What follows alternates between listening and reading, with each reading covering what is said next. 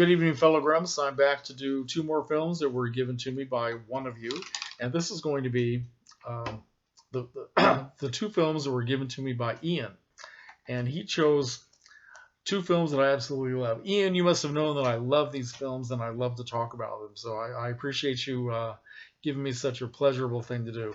The first film that he gave me is a classic film noir from the year 1942 called The Glass Key, based on a novel by Dashiell Hammett, of course, the author of The Maltese Falcon. And this stars Alan Ladd and Veronica Lake. And now the thing about Alan Ladd and Veronica Lake, first of all, let me show you this box set, which I have The Glass Key in. This is one of my favorite box sets in the world. I love this so much. There are three films in this box set. The Glass Key is one of them. And it also has two other fantastic film noirs that you all need to see if you haven't. So I hope you can see that without too much glare. The Glass Key, made at Paramount Studios. In the center is The Phantom Lady, made at Universal in 1944. And then on the other side is The Blue Dahlia, also made at Paramount Pictures, starring Alan Ladd and Veronica Lake in 1946. Now, the story behind The Glass Key. Alan Ladd and Veronica Lake were featured in a Paramount picture called This Gun for Hire. Now, Veronica Lake was just sort of coming into her own as an actress. She had made a big splash in a film called I Wanted Wings. I think it was in 1941, where she had this hair flopping over one side of her face and just caused a sensation. Beautiful, beautiful woman, and I think a very, very good actress. And then she followed that up with a film for, oh God, I'm going to get this. Is it Preston Sturges? Oh my God, who was the director of Sullivan's Travels? I won't embarrass myself because I'm getting mixed up here. I think it was Preston Sturges, but if it wasn't, forgive me because my mind is just blank. But it was a great film. Veronica Lake co-starring with Joel McCrea. She made a big splash in that. So they wanted to find her more substantial things to do. They put her in a film called This Gun for Hire, and they used Alan Ladd in. Well, he was way down on the cast list. Veronica Lake was at the top, then Robert Preston, I think one or two other names, and then Alan Ladd. He was being sort of reintroduced to film audiences, even though he'd been around for a long time. But he was being reintroduced as this very complicated character named Raven, and he played a killer. Just a great screen image, a very handsome guy. And he had a lot of scenes with Veronica Lake, with her character. And there was so much obvious chemistry between the two of them. They complemented each other perfectly, not only physically. They're both very small people, very short. I think she's only about 5'1", if she's even that tall. And I think he's shorter than me. I'm 5'6", and I think maybe he was 5'3". Veronica Lake said later in her life that Alan Ladd was 5'8", but that's the only time I've heard anybody say that he was that tall. Be that as it may, they made him look larger than life, as they did with her as well. And they were such a hit with the executives at Paramount Studios that even before This Gun for Hire was released, they went ahead and put them in another film noir type film called The Glass Key and had them in a lot of scenes together. Now, so both films were hugely successful, and they were and have been considered a team, a major cinematic team for all time, even though they only made two feature films together after that. They did a little comedy bit in one film, I think, at Paramount, maybe two films, where they kind of did a parody of their screen images, the detective and the femme fatale and all that. Anyway, so I'm babbling on about the behind the scenes stuff, but The Glass Key is several things. It's for one thing, it's a murder mystery because there is a murder that happens early in the film, and the characters spend the rest of the film talking about it and trying to figure out who did it. So that's part of it, but it's also a character study of Alan Ladd's character.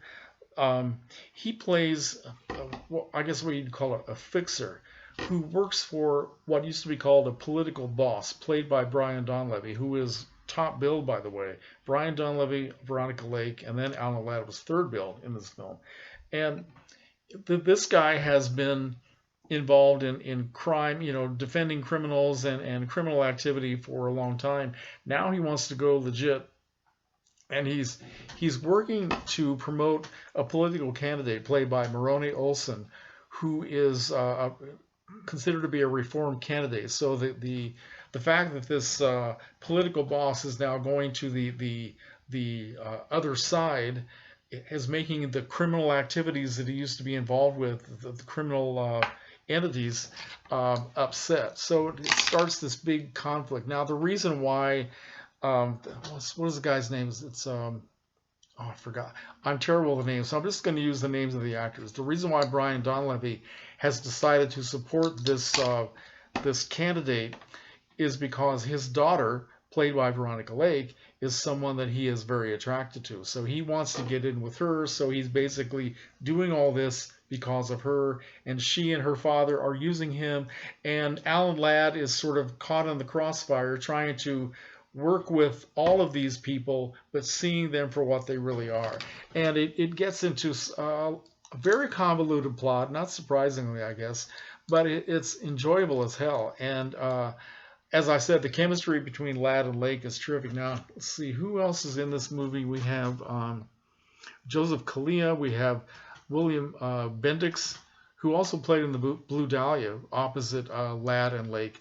In this film, he spends a lot of his time beating the crap out of Alan Ladd. It's really a very violent, very visceral film in a lot of places, and has a lot of good things going for it. Benita Granville, who was a child actress in the 1930s who was making kind of an uneasy transition into more adult roles in the 1940s, but very good actress. And also a young actor named Richard Denning. It may have been his first film, I'm not sure. He was very young, and he plays the guy who gets murdered. So a lot of good things going on in this film. Frances Gifford, a beautiful actress who I think was under Paramount contract. She was in it. Now the thing about Veronica Lake, her image is played upon, the image of the hair all over her face is played upon early in the film. You get to see her in her full peekaboo bang glory, and she's very glamorous and very sexy, very slinky. And she also wears a variety of other really fashionable clothes and hairstyles and all that. So you get to see a lot of her in different ways. So they were trying to promote her in not just in that very narrow image. They certainly made use of that, but they also were trying to branch her out a little bit. And I just think she's a very good actress, and I think that she was a lot more than just a big pile of hair on her head. And Alan Ladd is terrific. So I'm gonna stop going on and on about that. I think I've said all I want to about The Glass Key. So let's go on to film number 2, which is about as far apart from The Glass Key as you could possibly get. This was from the year 1999. This is, or maybe it was 2000. I'm not for sure. Mulholland Drive. Wow, David Lynch. I'm going to go out on a limb here and say that I think this is David Lynch's masterpiece. I haven't seen everything that he's made, but I've seen a lot of his stuff. Still have not seen, or you're going to get to hear the clock ring 12 times now. Isn't that wonderful? I know how much you love the clock. You like it better than me. What was I saying? I still have not seen all of Twin Peaks, so I probably should reserve my judgment, but I love this movie so much. It's impossible to really understand what's going on here. It's a dream within a dream. What's real? We don't know.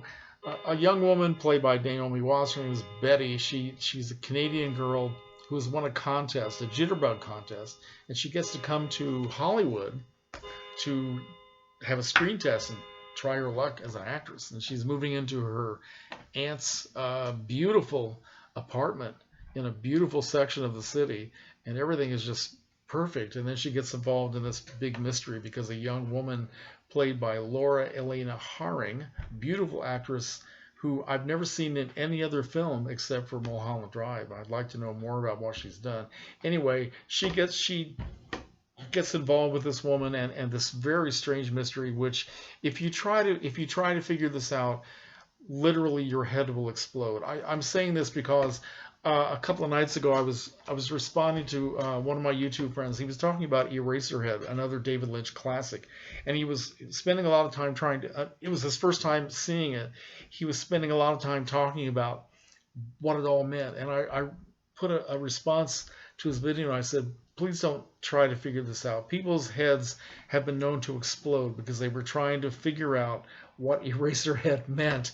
It just has that reaction. So it's best just to let this wash over you and enjoy it. Great imagery, great supporting characters. We have people like Robert Forster. We have Ann Miller. I think it was Ann Miller's last acting role. She is really terrific in this. Let's see. We have Billy Ray Cyrus. Actually has a very good acting job, supporting role in this. We have let's see, Justin Theroux. He's very good. Um, Chad Everett. Chad Everett is in this. Oh my God, just a freaky, freaky movie that is is interesting to watch, and it's not something that, well, in a way, it can overwhelm you because you just wonder, what the hell did I just see, and what are they doing, and what does it all mean? And I don't know.